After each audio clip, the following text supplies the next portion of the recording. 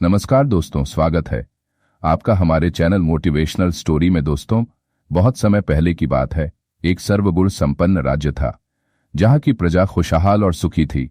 उस राज्य के राजा महाराज अर्जुन देव अपनी बहादुरी, न्यायप्रियता और प्रजा के प्रति अपनी निष्ठा के लिए प्रसिद्ध थे। वे न केवल एक कुशल योद्धा थे बल्कि एक अच्छे शासक भी थे। उनके शासन में राज्य में सुख शांति थी और हर उस समृद्धि का वातावरण था। महाराज अर्जुन देव की एक अत्यंत सुंदर और गुणवान रानी थी, महारानी कुसुमिता। उनका सौंदर्य अलग ही था और उनका हृदय कमल से भी अधिक कोमल था। वे अपने पति महाराज अर्जुन देव से अपार प्रेम करती थी और उनके हर सुख दुख में उनकी सहचरी बनी रहती थी। दूसरी ओर महाराज अर्जुन देव भी अपनी रानी कुसुमिता से अत्यधिक प्रेम करते थे। उनके लिए कुसुमिता केवल उनकी पत्नी नहीं बल्कि उनके जीवन की प्रेरणा थी। वे हर संभव प्रयास करते कि रानी को कोई कष्ट न पहुंचे और वे सदैव प्रसन्न रहे। एक दिन अचानक महारानी कुसुमिता की तबीयत बिगड़ने लगी। पहले तो यह एक साधारण बीमारी लगी, लेकिन जैसे जैसे समय बीतता गया उनकी स्थिति गंभीर होती गई। महाराज अर्जुन देव ने राज्य के श्रेष्ठ वैद्यों को बुलाया, जिन्होंने अपनी ओर से हर संभव उपचार किया, लेकिन रानी कुसुमिता की तबीयत में कोई विशेष सुधार नहीं हुआ। महाराज अर्जुन देव के लिए यह असहनीय क्षण था। वे जो कुछ भी कर सकते थे सब कर रहे थे, परंतु कोई समाधान नहीं निकल रहा था। दिन रात वे रानी कुसुमिता की सेवा में लगे रहते, उनके पास बैठकर उनका हाल चाल पूछते और स्वयं भी उनके लिए दवाइयां लाते थे, लेकिन उनकी सारी कोशिशें व्यर्थ होती दिख रही थी। धीरे धीरे महाराज अर्जुन देव की चिंता बढ़ने लगी। वे पहले की तरह अपने राजकाज में ध्यान नहीं दे पा रहे थे। उनका हृदय हर समय रानी कुसुमिता के पास ही का रहता। उन्हें रानी कुसुमिता के साथ बिताए हुए सारे सुखद क्षण याद आने लगे, जब वे दोनों एक दूसरे की बाहों में अपनी दुनिया बसा लिया करते थे। वे सोचते, क्या अब वे दिन फिर से लौटेंगे? क्या वे फिर कभी रानी कुसुमिता की मुस्कान देख पाएंगे? रानी कुसुमिता की देखभाल के लिए महल में एक योग्य दासी को नियुक्त किया गया, जिसका नाम अवंतिका था। यह दासी अवंतिका बहुत ही कुशल और सर्वगुण संपन्न थी।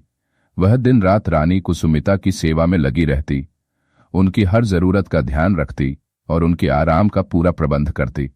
समय बीतता गया, परंतु रानी कुसुमिता की तबीयत में कोई सुधार नहीं हुआ। इधर महाराज अर्जुन देव की बेचैनी और बढ़ने लगी। अब वे रातों को भी ठीक से सो नहीं पाते थे। उनका मन अशांत रहने लगा। वे जब भी अपने शयन कक्ष में होते, उन्हें रानी कुसुमिता की अनुपस्थिति खलती। वे बार बार उन्हीं मधुर स्मृतियों में खो जाते। जब रानी कुसुमिता उनके पास होती थी, उन्हें प्यार से गले लगाती थी, उनकी बाहों में समा जाती थी। अब राजा अर्जुन देव धीरे धीरे अपने आप में खोने लगे। वे हर समय किसी न किसी विचार में डूबे रहते। उनका मन अब राजकाज में भी नहीं लगता था। उनकी आंखों में बस एक ही छवि थी, अपनी रानी कुसुमिता की, जो बीमार बिस्तर पर पड़ी थी, कमजोर हो गई थी, परंतु फिर भी उनसे उतना ही प्रेम करती थी। एक दिन जब राजा अर्जुन देव रानी कुसुमिता के कक्ष में गए तो उन्होंने देखा कि रानी कुसुमिता गहरी नींद में सो रही थी। उनके पास वही दासी अवंतिका खड़ी थी, जो उनकी देखभाल कर रही थी। राजा अर्जुन देव ने उस दासी अवंतिका से रानी कुसुमिता की तबीयत के बारे में पूछा। वह दासी अवंतिका भी रूप से बहुत सुंदर थी। उसका रूप किसी अप्सरा से कम नहीं था। उसकी सुंदरता पर राजा अर्जुन देव का ध्यान गया और पहली बार उनके मन में कुछ अजीब से विचार उत्पन्न होने लगे। उन्होंने उसकी ओर देखा और अचानक उनके मन में वासना के विचार उठने लगे। वे सोचने लगे कि यह दासी अवंतिका कितनी सुंदर है, उसका शरीर कितना आकर्षक है। एक पल के लिए वे उसे निहारते रहे, परंतु फिर उन्होंने स्वयं को संभाल लिया। उन्होंने अपने विचारों को झटका दिया और तुरंत खुद पर नियंत्रण करते हुए केवल रानी कुसुमिता का हालचाल पूछा। इसके बाद वे वहां से निकल गए, परंतु यह विचार उनके मन से पूरी तरह गया नहीं था। जब रात हुई और राजा अर्जुन देव अपने शयन कक्ष में लेटे हुए थे, तो उनके मन में दासी अवंतिका की छवि बार बार आने लगी। वे सोचने लगे कि क्यों न वे अपनी इच्छाओं की पूर्ति उसी दासी के साथ कर ले। मैं राजा हूं, दासी मेरी सेवा के लिए है, वह मेरी बात को नकार नहीं सकती। उनके मन में यह विचार बार बार उमड़ने लगा। वे सोचते रहे कि दासी अवंतिका किसी को कुछ नहीं बताएगी और यह सब एक गुप्त रहस्य बना रहेगा। और वैसे भी अब कितने महीने हो चुके थे जब से उन्होंने रानी कुसुमिता के साथ कोई रात नहीं बिताई थी।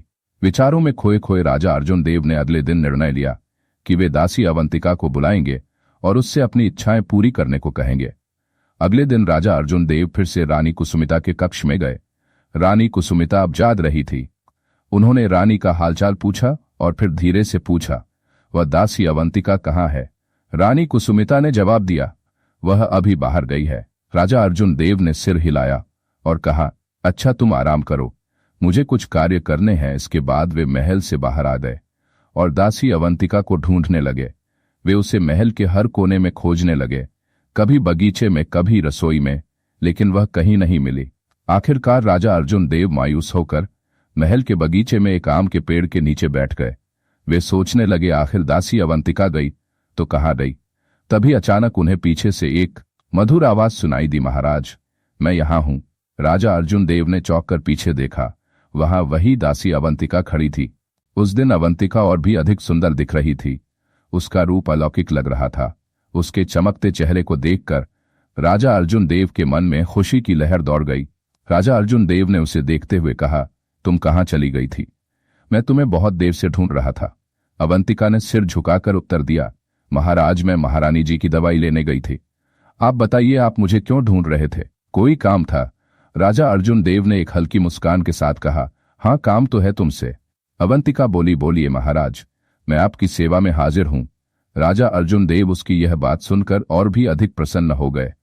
उनके मन में विचार आने लगे कि दासी अवंतिका उनकी इच्छाओं को जरूर पूरा करेगी। राजा अर्जुन देव बोले, चलो मेरे साथ। दासी अवंतिका बिना कोई प्रश्न किए राजा के पीछे पीछे चल दी। महल की भव्य गलियों से गुजरते हुए वे अंततः राजा के निजी कक्ष तक पहुंच गए। यह वही कक्ष था जहां कभी महाराज अर्जुन देव और महारानी कुसुमिता ने अनगिनत प्रेम भरे पल बिताए थे। जैसे ही अवंतिका ने उस कक्ष में कदम रखा, वह आश्चर्य से भर गई। कक्ष की दीवारों पर सुनहरे पर्दे झूल रहे थे, फर्श पर मखमली कालीन बिछे थे और हर ओर फूलों की खुशबू फैली थी। दीवारों पर लगी चित्रकारी में महाराज और महारानी के सुखद दिनों की झलक थी। अवंतिका चारों ओर नजरें दौड़ाने लगी। तभी राजा अर्जुन देव ने हल्की मुस्कान के साथ पूछा, यह कक्ष कैसा लगा तुम्हें? अवंतिका ने सिर झुकाकर उत्तर दिया, महाराज यह तो अद्भुत है। मैं महल में वर्षों से सेवा कर रही हूं, लेकिन इस कक्ष में आज पहली बार आई हूं। यह स्थान स्वर्ग से कम नहीं लगता। राजा अर्जुन देव उसकी बात सुनकर संतुष्ट हुए और बोले, अगर तुम्हें यह कक्ष पसंद आया तो तुम यहां रोज आ सकती हो, बस तुम्हें मेरी एक बात माननी होगी। अवंतिका ने विनम्रता से कहा, महाराज मैं आपकी दासी हूं, आपने आज तक जो भी आदेश दिया है मैंने उसे सहज स्वीकार किया है। बताइए मुझे क्या करना होगा? राजा अर्जुन देव यह सुनकर और भी खुश हो गए। उनके मन में विश्वास हो गया कि दासी अवंतिका उनके हर आदेश को मानने के लिए तैयार है। अब समय आ गया था कि वे अपने दिल की बात कहे। राजा अर्जुन देव ने एक कुर्सी खींची और अवंतिका के ठीक सामने बैठ गए।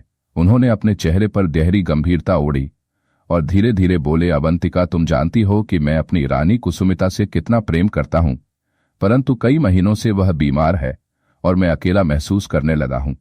मैंने उसके बिना जीने की कभी कल्पना नहीं की थी, लेकिन अब मैं अधूरा महसूस कर रहा हूं। अवंतिका चुपचाप राजा की बातें सुन रही थी। वह समझ चुकी थी कि महाराज अर्जुन देव किस ओर बढ़ रहे हैं, लेकिन उसने अपनी भावनाओं को व्यक्त नहीं किया। राजा अर्जुन देव ने अपनी बात आगे बढ़ाते हुए कहा, तुम बहुत सुंदर हो अवंतिका, तुम्हारी कोमलता और तुम्हारा समर्पण देखकर मेरे मन में एक विचार आया है। तुम रानी कुसुमिता की अनुपस्थिति में मेरी जीवन संगिनी बन सकती हो। तुम मुझे प्यार दे सकती हो जो मेरी रानी कुसुमिता मुझे दिया करती थी। कुसुमिता एक पल के लिए स्तब्ध रह गई। उसे राजा अर्जुन देव से इस बात की अपेक्षा नहीं थी कि महाराज स्वयं उसे ऐसा प्रस्ताव देंगे। वह सोच में पड़ गई कि अब क्या उत्तर देना चाहिए। राजा अर्जुन देव ने अपनी बात जारी रखते हुए कहा, डरने की कोई आवश्यकता नहीं है। मैं तुम्हें रानी कुसुमिता के समान सम्मान दूंगा, तुम्हें वही सुख सुविधाएं दूंगा जो मैं अपनी रानी कुसुमिता को देता था। तुम्हें किसी चीज की कोई कमी नहीं होगी, बस तुम्हें मेरी प्यास बुझानी होगी। अवंतिका ने गहरी सांस ली। अब समय था कि वह अपने मन की बात कहे। अवंतिका ने धीरे से कहा, महाराज आप राजा है, आपकी आज्ञा का पालन करना मेरा धर्म है, परंतु मैं आपसे एक प्रश्न पूछना चाहती हूं। राजा अर्जुन देव थोड़ा चौंक गए। उन्होंने सोचा कि दासी अवंतिका अब कोई शर्त रखेगी, लेकिन उन्होंने अनुमति दे दी। बोलो अवंतिका। अवंतिका ने आंखें नीची कर ली और कहा, महाराज जिस शरीर को देखकर आप आकर्षित हो रहे हैं वह केवल मिट्टी का बना है। यह शरीर नश्वर है और एक दिन इसी मिट्टी में मिल जाएगा। राजा अर्जुन देव कुछ नहीं बोले, बस उसे देखते रहे। अवंतिका बोली, महाराज आप कहते हैं कि आप अपनी रानी कुसुमिता से अत्यधिक प्रेम करते हैं, लेकिन कुछ ही महीनों में आपके मन में किसी और के लिए वासना जाग उठी। क्या यही प्रेम है? राजा के चेहरे का रंग फीका पड़ने लगा। अवंतिका ने अपनी बात आगे बढ़ाई और कहा, क्या आपने कभी सोचा कि रानी कुसुमिता के मन में क्या चल रहा होगा? आप उनकी बीमारी को उनके शरीर की कमजोरी मानते हैं, लेकिन क्या आपने सोचा कि उनके दिल में क्या है? क्या आपने कभी उनके मन की पीड़ा को समझने की कोशिश की? राजा अर्जुन देव का सिर झुकने लगा। अवंतिका बोली, महाराज, जब भी रानी कुसुमिता मुझसे बात करती है वे केवल आपकी ही चिंता करती हैं। वे कहती हैं मुझे जल्दी ठीक होना है। मेरे राजा अकेले हैं, वे दुखी हैं, वे मेरी कमी महसूस कर रहे होंगे। उनके दिल में केवल आपकी चिंता है और आप केवल अपने शरीर की प्यास बुझाने में लगे हैं। राजा अर्जुन देव के मन में जैसे भूचाल आ गया।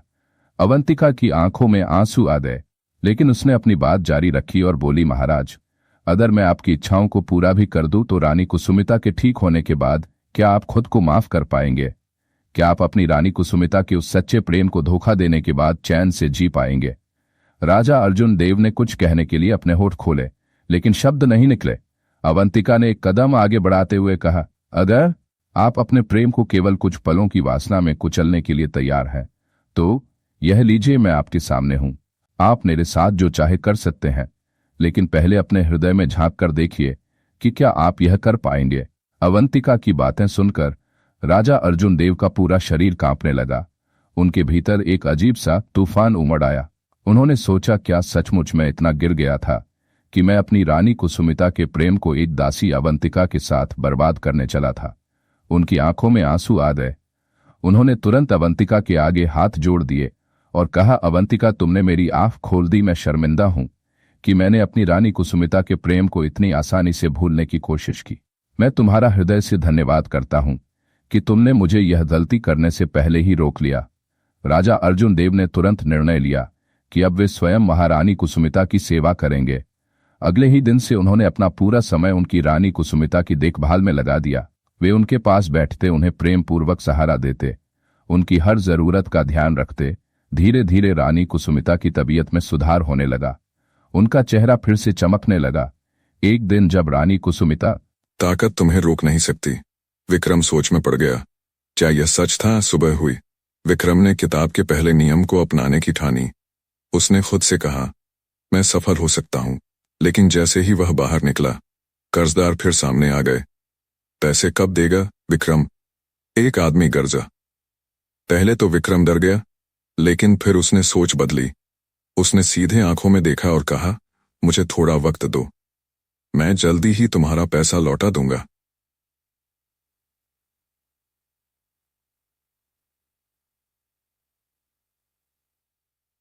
वह घर लौटा और सोचने लगा, अगर मेरी सोच सच में मेरी जिंदगी बदल सकती है तो मुझे इसे और आगे आजमाना चाहिए। रात हुई। विक्रम ने फिर किताब पढ़ी। दूसरे पन्ने पर लिखा था। रात के सन्नाटे में विक्रम ने किताब का दूसरा पन्ना खोला। उस पर लिखा था, बदलाव बाहर से नहीं, भीतर से शुरू होता है।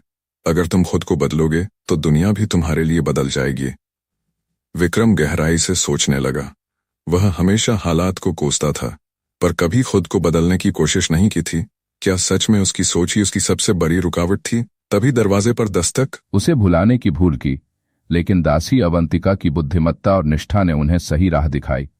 प्यार का असली रूप त्याग, समर्पण और एक दूसरे की भावनाओं की कद्र करने में होता है, न कि क्षणिक इच्छाओं में। दोस्तों, आज की कहानी कैसी लगी कमेंट बॉक्स में जाकर जरूर बताएं। वीडियो अच्छी लगी तो लाइक और शेयर जरूर करें। चैनल पर पहली बार आए हैं तो सब्सक्राइब करना ना भूले। मिलते हैं एक नई कहानी के साथ। धन्यवाद।